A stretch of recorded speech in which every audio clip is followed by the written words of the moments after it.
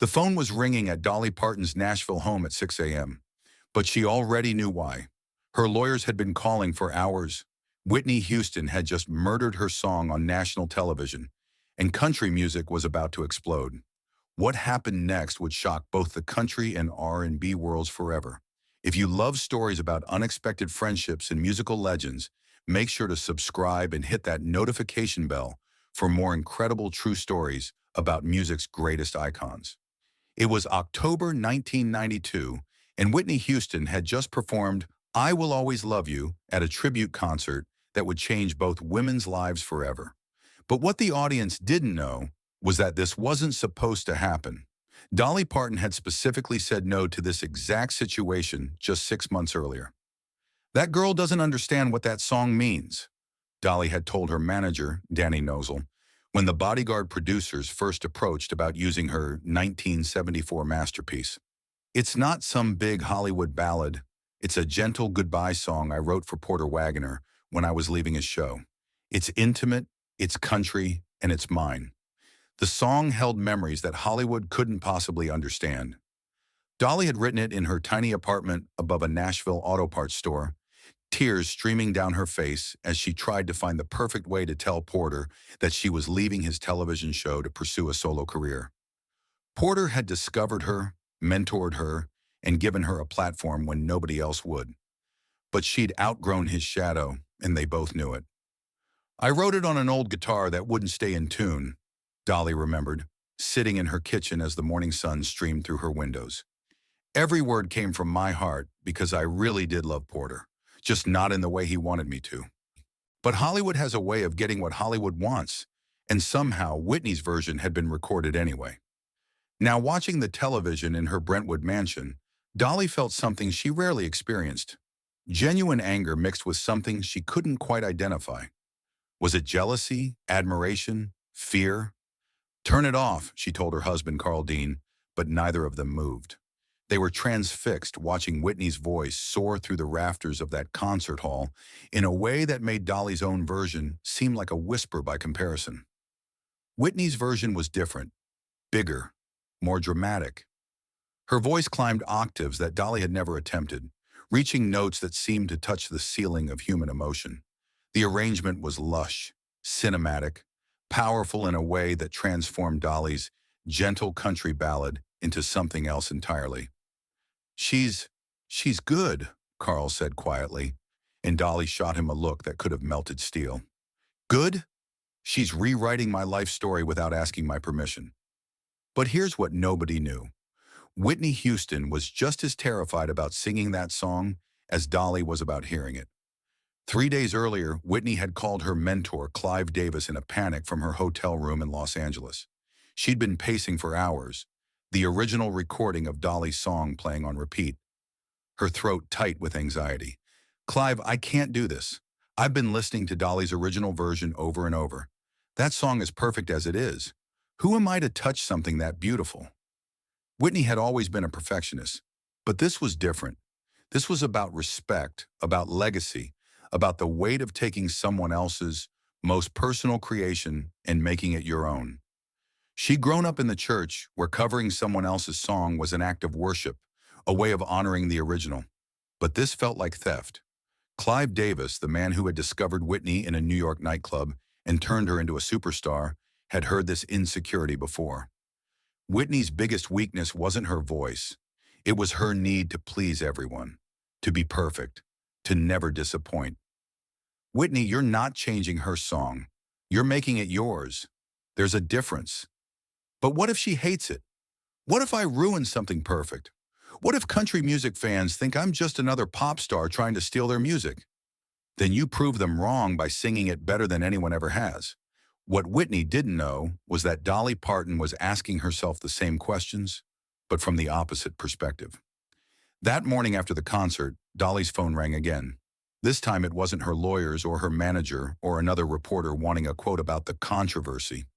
The voice on the other end was soft, uncertain, and instantly recognizable. Miss Parton? This is Whitney Houston. Dolly almost hung up. She'd been expecting this call, dreading it actually. She figured this young R&B singer was going to try to smooth things over with some Hollywood charm and empty promises about honoring the song's legacy. She dealt with enough music industry politics to know how these conversations usually went.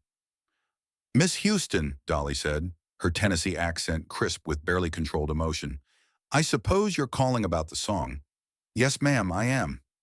Whitney's voice was smaller than Dolly expected, vulnerable in a way that didn't match the powerhouse vocal performance from the night before.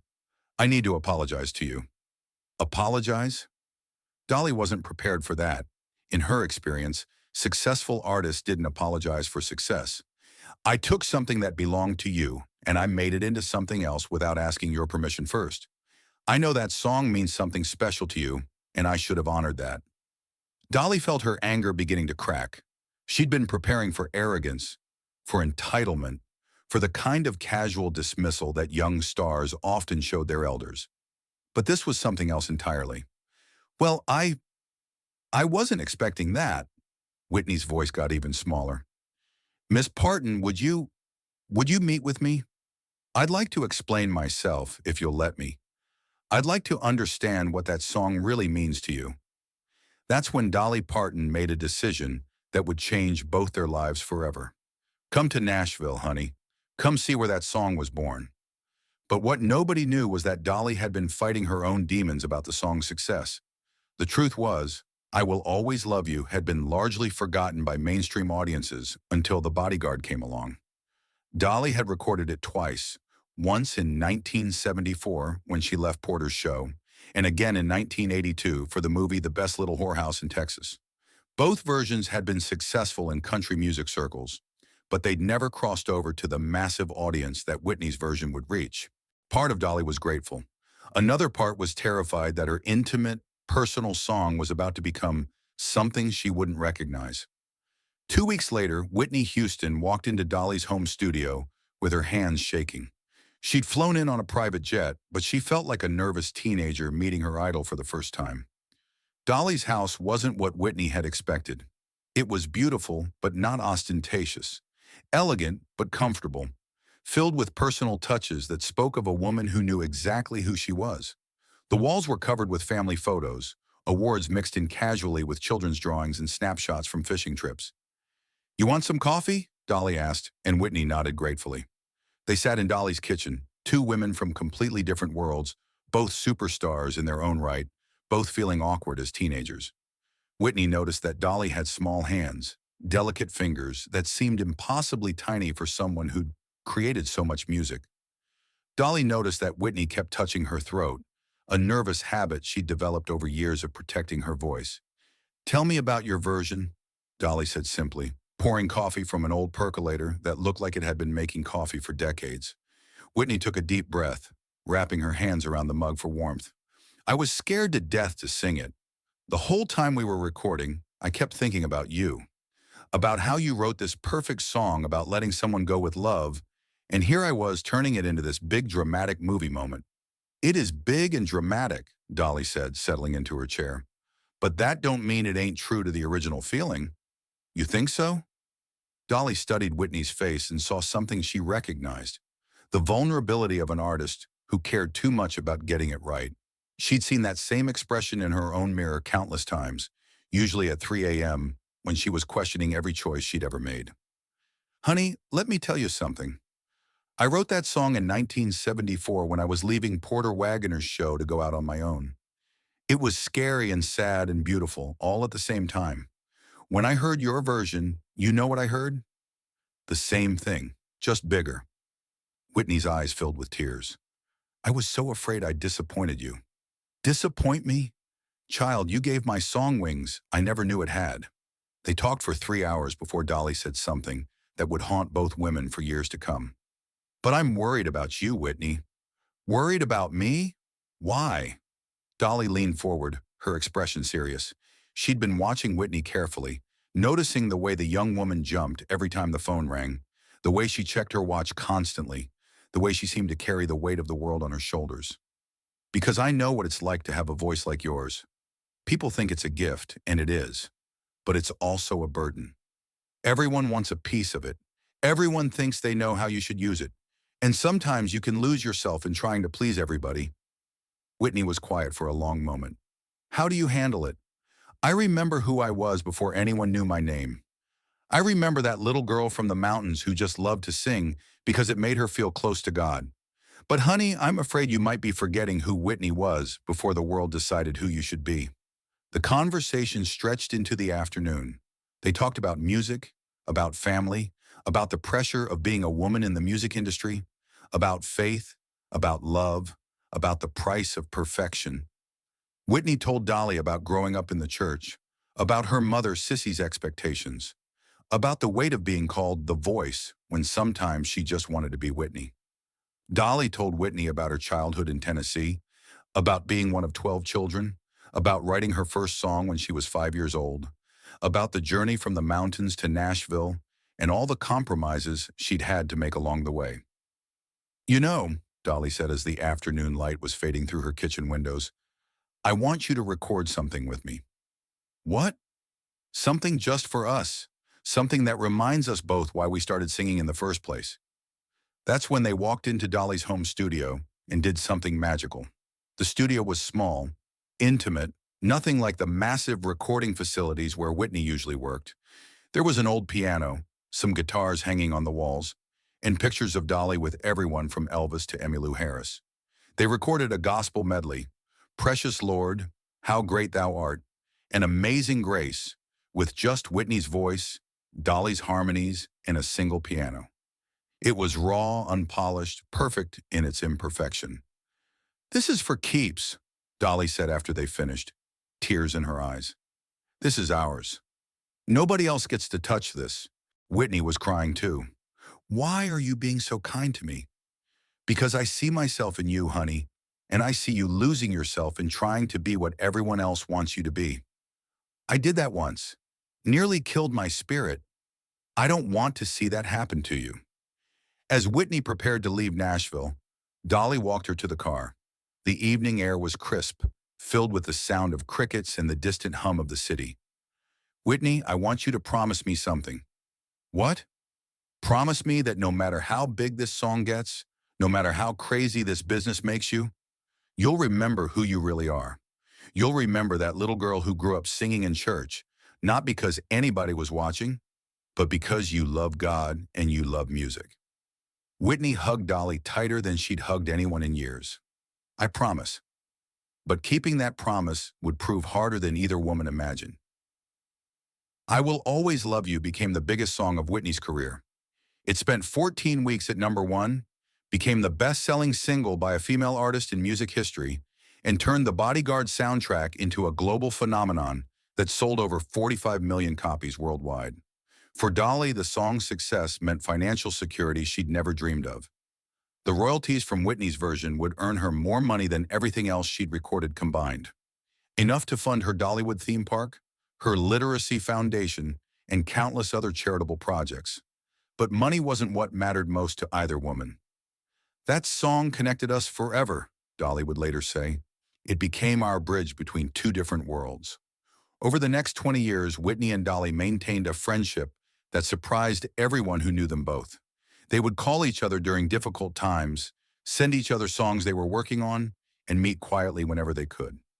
When Whitney struggled with her personal demons in the 2000s, it was often Dolly's voice on the other end of the phone at 2 a.m., talking her through dark moments when the pressure seemed too much to bear. Don't you forget who you are, honey, Dolly would whisper. Don't you forget that promise you made me. In 2009, when Whitney attempted her comeback, the first person she called was Dolly. I'm trying to find my way back to that girl you met in Nashville, Whitney said, her voice fragile over the long-distance connection. She's still there, honey. She never left. You just have to quiet down all the other voices long enough to hear her. When Whitney Houston died in February 2012, Dolly Parton was one of the first people to issue a statement. But what she said privately was more revealing. I lost a daughter yesterday. That girl came to me scared and humble, and I watched the world try to steal her spirit. But when she sang, "Oh Lord," when she sang, she was exactly who God meant her to be. At Whitney's funeral, Dolly sent a wreath with a simple message. You kept your promise. You never stopped being that church girl who loved to sing. Today, I Will Always Love You remains one of the most beloved songs of all time. But for those who knew the real story, it represents something deeper. A bridge between two women, two generations, two different kinds of music, and two hearts that understood the blessing and burden of an extraordinary gift. Dolly Parton still keeps that gospel recording they made together in her private collection. She's never released it, never let anyone else hear it. "That's between me and Whitney," she says. "That's the sound of two women remembering who they really were. The last time they spoke was 3 days before Whitney died." "I'm tired, Dolly," Whitney said. "I know, honey, but you sang beautiful music into this world. You love people with your voice. That matters. Do you think people will remember the music or just the troubles? Honey, every time someone hears you sing, 'I Will Always Love You,' they're gonna remember that voice. That pure, perfect, God-given voice.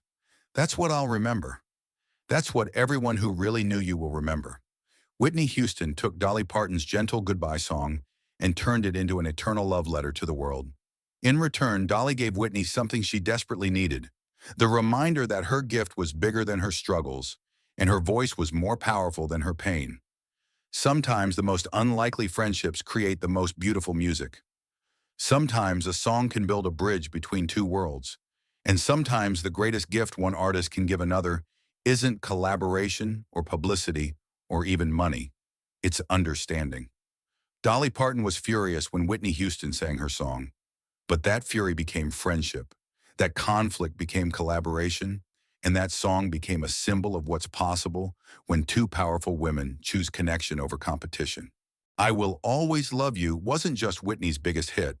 It was the sound of two women who understood that music isn't about ownership. It's about sharing something beautiful with the world. And in the end, that sharing created a love that really will always be.